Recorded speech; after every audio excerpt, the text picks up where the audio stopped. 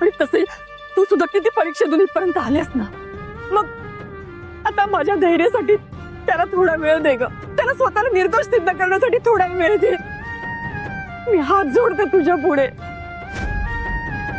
नको सोडून जाऊस ग त्याला.